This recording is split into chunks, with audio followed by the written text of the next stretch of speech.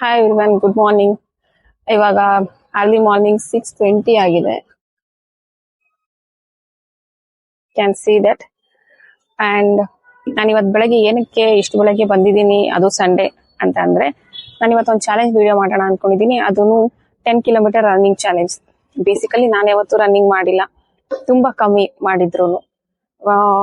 May be ಒಂದು PU ಟೈಮಲ್ಲೆಲ್ಲ ನಾನು NCC ಇದ್ದಾಗ ತುಂಬಾ ರನ್ನಿಂಗ್ ಮಾಡ್ತಾ ಇದ್ದೆ. ಅದು ಬಿಟ್ರೆ ನಾನು ರನ್ನಿಂಗ್ ಮಾಡಿರೋ ತುಂಬಾ ಕಮ್ಮಿ. ನಾನು ಅಂದ್ರೆ ವಾಕಿಂಗ್ ಎಲ್ಲ ಮಾಡ್ತೀನಿ, 10,000 ಸ್ಟೆಪ್ಸ್ ಎಲ್ಲ ಕಂಪ್ಲೀಟ್ ಮಾಡ್ತೀನಿ, ಜಿಮ್ ಹೋಗ್ತೀನಿ. ರನ್ನಿಂಗ್ ತುಂಬಾ ಕಮ್ಮಿ. ಸೊ ನನ್ನ ಮೆಟಬಾಲಿಸಮ್ ನ ಇನ್ಕ್ರೀಸ್ ಮಾಡ್ಕೋಬೇಕು, ನನ್ನ ಸ್ಟ್ರೆಂತ್ ನ ಇನ್ಕ್ರೀಸ್ ಮಾಡ್ಕೋಬೇಕು ಅಂತ ಹೇಳಿ ನಾನು ಈ ಚಾಲೆಂಜ್ ತಗೊಂಡಿದ್ದೀನಿ. Hope it works. Hope I will complete it.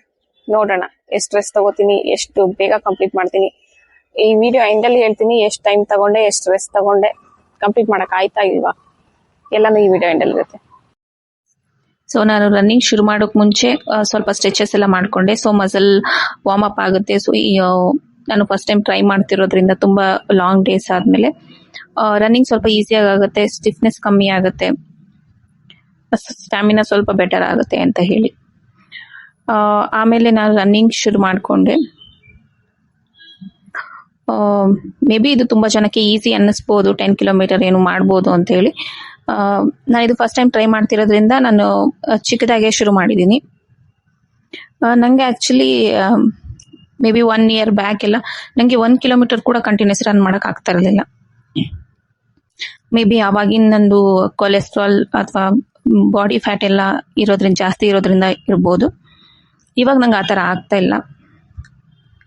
Body fat ಎಲ್ಲ ಕಮ್ಮಿ ಮಾಡಿಕೊಂಡು ಎನರ್ಜಿ ಜಾಸ್ತಿ ಮಾಡಿಕೊಂಡು ಇವಾಗ ನಾನು ಟ್ರೈ ಮಾಡ್ತಾ ಇದ್ದೀನಿ.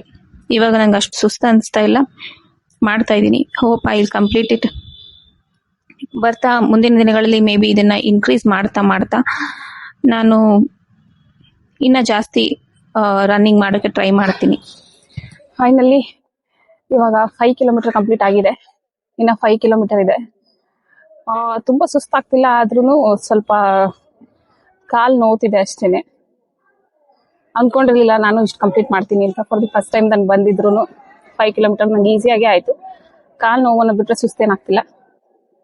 ನೋಡೋಣ, ಇನ್ನ 5 ಕಿಲೋಮೀಟರ್ ಕಂಪ್ಲೀಟ್ ಮಾಡ್ತೀನಿ. ಲಾಸ್ಟಿಗೆ ಹೇಳ್ತೀನಿ ಎಷ್ಟು ಟೈಮ್ ತಗೊಂಡೆ, ಎಷ್ಟು ರೆಸ್ಟ್ ಮಾಡಿದೆ, ಹಾಗೂ ಎಷ್ಟು ಟೈಮಲ್ಲಿ ಕಂಪ್ಲೀಟ್ ಮಾಡಿದೆ ಅಂತ. Stay tuned. ಲಾಂಗ್ ಡಿಸ್ಟೆನ್ಸ್ ನಾವೇನಾದ್ರೂ ಕವರ್ ಮಾಡಬೇಕು ಅಂದಾಗ ನಾವು ಜಾಸ್ತಿ ಸ್ಪೀಡ್ ಆಗಿ ಓಡಿ ನಮ್ಮ ಎನರ್ಜಿನೆಲ್ಲ ವೇಸ್ಟ್ ಮಾಡ್ಕೊಳಕ್ ಹೋಗ್ಬಾರ್ದು. ಸೊ ಸ್ಲೋ ಅಂಡ್ ಸ್ಟಡಿ ಆಗಿ ಕಂಪ್ಲೀಟ್ ಮಾಡಿದ್ರೆ ಆಗತ್ತೆ. ಫೈನಲಿ ಇವಾಗ ನಾನು 10 ಕಿಲೋಮೀಟರ್ ರನ್ನಿಂಗ್ ಕಂಪ್ಲೀಟ್ ಆಗಿದೆ. ನಾವು ಶುರು ಮಾಡಿದ್ದು 6:30ಗೆ ಅಂಡ್ ಕಂಪ್ಲೀಟ್ ಮಾಡಿದ್ದು 7:40. ಅಂದ್ರೆ 1 hour and 10 minutes ತಗೊಂಡಿದ್ದೀನಿ 10 ಕಿಲೋಮೀಟರ್ ರನ್ನಿಂಗ್ ಮಾಡೋಕ್ಕೆ. ಜೊತೆಗೆ ನಾನು ತಗೊಂಡಿದ್ದು ಬ್ರೇಕ್ ಬಂದು 2 times. ಒಂದು ಬಿಡದಲ್ಲಿ ನಾನೊಂದು ವಿಡಿಯೋ ಮಾಡಿದೆ, ಅದನ್ನ ಹಾಕಿರ್ತೀನಿ ಕ್ಲಿಪ್ ಅಲ್ಲಿ. ಇನ್ನೊಂದು ಬಂದು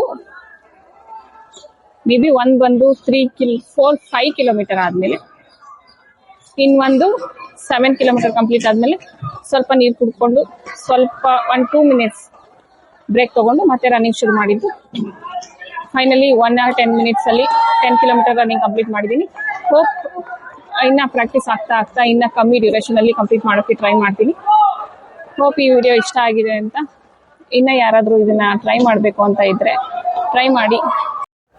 ಈ ವಿಡಿಯೋ ನಿಮ್ಗೆಲ್ಲ ಇಷ್ಟ ಆಗಿದ್ರೆ ಲೈಕ್ಸ್ ಮಾಡಿ, ಶೇರ್ ಮಾಡಿ, ಕಮೆಂಟ್ ಮಾಡಿ, ಸಪೋರ್ಟ್ ಮಾಡಿ. ಹಾಗೆ ಈ ಚಾಲೆಂಜ್ ಅಕ್ಸೆಪ್ಟ್ ಮಾಡ್ತೀರಾ, ನಿಮ್ಗೆ ಅಂತ ಚಾಲೆಂಜ್ ಅಕ್ಸೆಪ್ಟೆಡ್ ಅಂತ ಕಮೆಂಟ್ ಹಾಕಿ. ಹಾಗೆ ನೆಕ್ಸ್ಟ್ ನೀವು ಕಂಪ್ಲೀಟ್ ಮಾಡಿದ್ಮೇಲೆ ಎಷ್ಟು ಡ್ಯೂರೇಷನ್ ಅಲ್ಲಿ ಕಂಪ್ಲೀಟ್ ಮಾಡಿದ್ರಿ, ಹೇಗೆ ಅನಿಸ್ತು ಎಕ್ಸ್ಪೀರಿಯನ್ಸ್ ನ ಬಂದು ಕಮೆಂಟ್ ಸೆಕ್ಷನ್ ಅಲ್ಲಿ ತಿಳಿಸಿ. ಐ ಹೋಪ್ ಇದು ತುಂಬಾ ಚೆನ್ನಾಗಿ ಮೋಟಿವೇಟ್ ಮಾಡುತ್ತೆ ಅಂತ. Thank you. ಬಾಯ್.